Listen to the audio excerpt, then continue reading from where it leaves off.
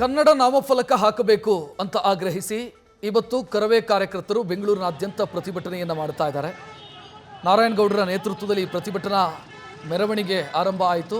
ಅಂದರೆ ಜನಜಾಗೃತಿ ಮೆರವಣಿಗೆ ಅಂತ ಅವರು ಹೇಳಿಕೊಂಡಿರುವುದನ್ನು ಆ ನಂತರ ನಾರಾಯಣಗೌಡರನ್ನು ಯಾವಾಗ ಪೊಲೀಸರು ವಶಕ್ಕೆ ಪಡೆದರು ಆ ನಂತರ ಅಂಗಡಿಗಳ ಬೋರ್ಡ್ಗಳನ್ನು ಟಾರ್ಗೆಟ್ ಮಾಡಿ ಅಂಗಡಿಗಳ ಬೋರ್ಡ್ಗಳನ್ನು ಒಡೆದು ಹಾಕೋದು, ಡ್ಯಾಮೇಜ್ ಮಾಡೋದು ಇದು ಕೂಡ ನಡೆದಿದೆ. ಅಲ್ಲಲ್ಲಿ ಕರವೇ ಕಾರ್ಯಕರ್ತರು ಆಕ್ರೋಶದಿಂದ ಅಲ್ಲಲ್ಲಿ ಅಂಗಡಿಗಳಿಗೆ ನುಗ್ಗಿ ಇಂಗ್ಲೀಷ್ನಲ್ಲಿದ್ದಂಥ ಬೋರ್ಡ್ಗಳನ್ನು ತೆರವುಗೊಳಿಸಬೇಕು ಅಂತ ಗಲಾಟೆ ಮಾಡಿದ್ದಾರೆ.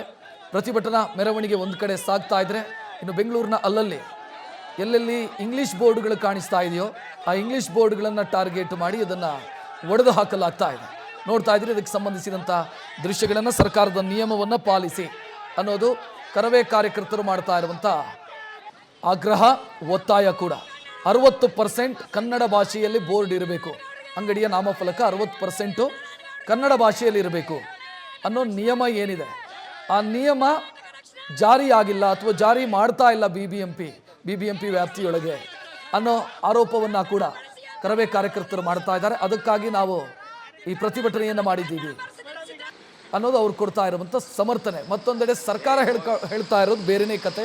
ಅವ್ರು ಹೇಳ್ತಾ ಇರೋದು ಫೆಬ್ರವರಿ 28ರವರೆಗೆ ಗಡುವಿದೆ, ಅದರ ಒಳಗಾಗಿ ನೀವು ಬೋರ್ಡನ್ನು ಕನ್ನಡದಲ್ಲಿ ಹಾಕಿ ಅಂತ ಸರ್ಕಾರ ಹೇಳ್ತಾ ಇದೆ. ಸರ್ಕಾರ ಹೇಳಿದ್ದನ್ನು ಕೇಳಬೇಕು, ಕರವೇ ಕಾರ್ಯಕರ್ತರು ಹೇಳಿದ್ದನ್ನು ಕೇಳಬೇಕು. ಸರ್ಕಾರ ಏನಾದರೂ ಆಲ್ಟರ್ನೇಟಿವ್ ಸರ್ಕಾರ ಬೇರೆ ಕಡೆಯಿಂದ ಏನಾದರೂ ನಡೀತಾ ಇದೆಯಾ ಗೊತ್ತಿಲ್ಲ. ಪ್ರತಿಭಟನೆಯಂತೂ ನಡೀತಾ ಇದೆ. ಪೊಲೀಸರು ಅಸಹಾಯಕರಾಗಿದ್ದಾರೆ ಕೆಲವೆಡೆ, ಇನ್ನು ಕೆಲವೆಡೆ ಪೊಲೀಸರು ಕರವೇ ಕಾರ್ಯಕರ್ತರನ್ನು ವಶಕ್ಕೆ ಪಡೆದಿದ್ದಾರೆ.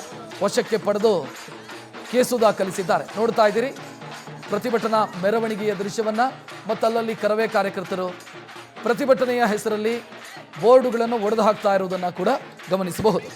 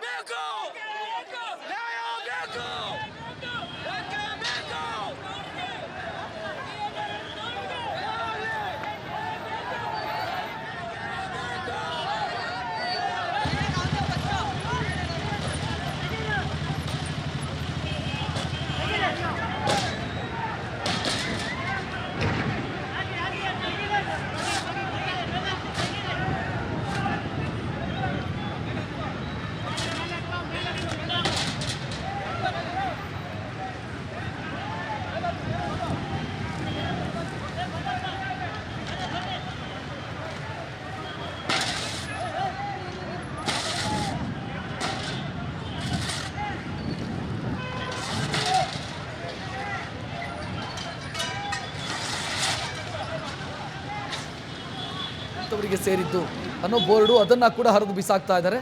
ನೋಡ್ತಾ ಇದ್ದಾರೆ.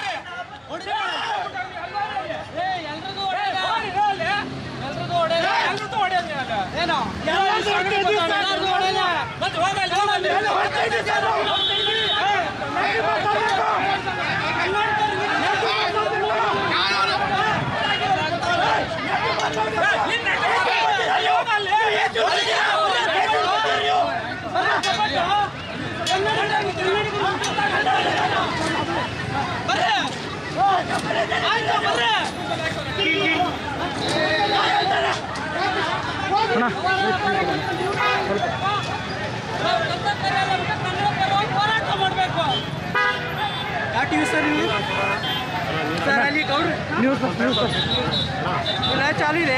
ಹಾಂ ಲೈವ್ ಸಾಕಿದಾರಲ್ಲ ಎಲ್ಲ ಅಮ್ಮ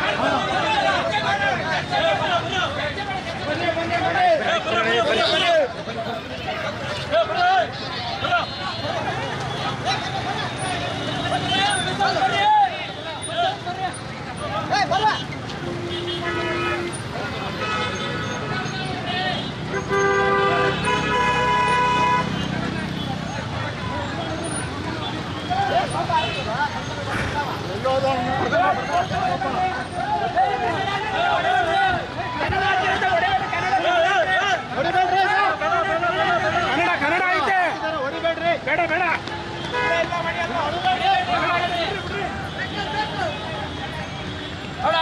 ನನ್ನ ಮಕ್ಕಳು ನೋಡ ಹಿಂದಿ ನನ್ನ ಮಕ್ಕಳು ಕನ್ನಡ ಐತೆ ಬಿಡ್ರಿ ಅಲ್ಲ ಇಲ್ಲಿ ಇದ್ರಲ್ಲಿ ಇಲ್ಲ ಅಲ್ರಿ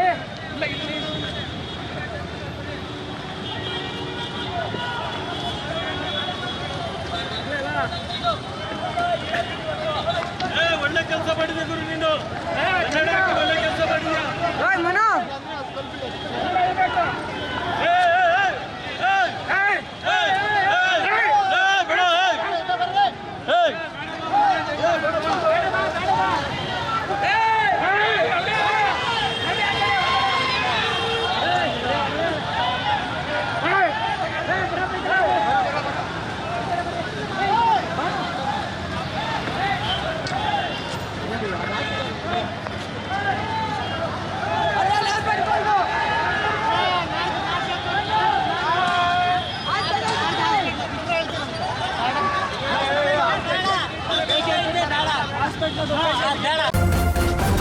ನ್ಯೂಸ್ ಫಸ್ಟ್ ನಿರ್ಭೀತಿಯಿಂದ ನಿಮ್ಮ ಪರವಾಗಿ.